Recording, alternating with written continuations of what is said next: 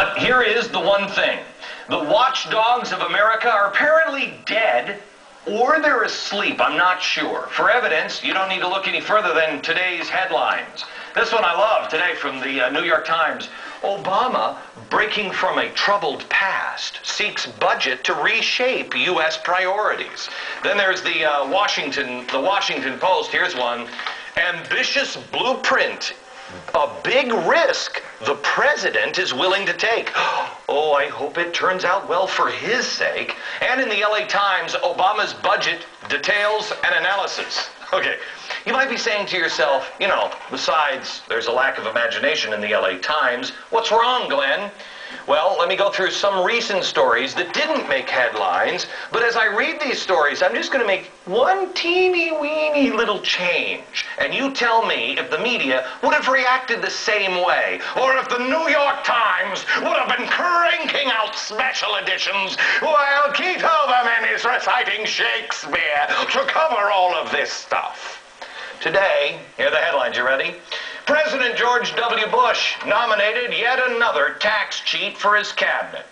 In an unprecedented move, President Bush asked to move control of the census to the White House. It will now be run by Karl Rove. President Bush quietly okayed massive troop surge in Afghanistan, sending 17,000 additional troops, refusing to hold a news conference or even answer any of the press questions. President Bush said he will leave up to 50,000 troops in Iraq after months of promising drawdown. The night after George W. Bush proclaimed that we all have to make economic sacrifices, President Bush introduced an unprecedented $3.6 trillion budget. Bush raises taxes by $1 trillion to cover out-of-control spending. Bush takes first step towards bank nationalization, buying a 36% share in Citigroup.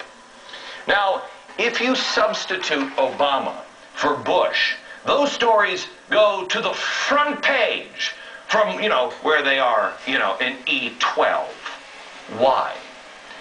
How many times did the media crucify George W. Bush over the troop surge? Say, this is never gonna work. We've got to leave Iraq immediately. Why, Shakespeare would do it.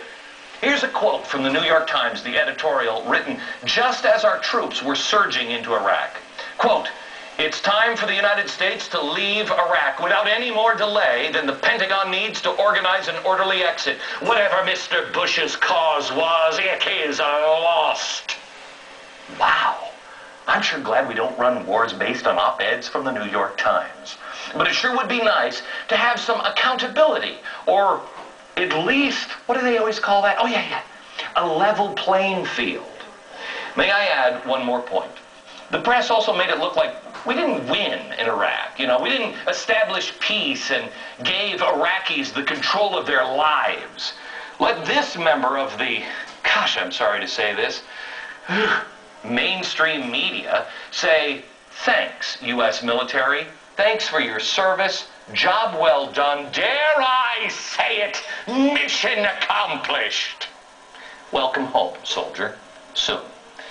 The watchdogs have basically become part of the executive branch. So who's left now to watch them? Who's left to provide any kind of checks and balance that we need to keep our leaders in line? I'm sorry to say this, no one but you. We are the watchdogs of our own liberty. That's the way it's supposed to be. That's the way it's always been.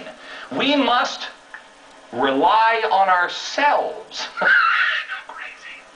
Rely on ourselves. We are the guardians of freedom, and we must not do what they did, play dead or fall asleep. In Miami, Bernie Goebbels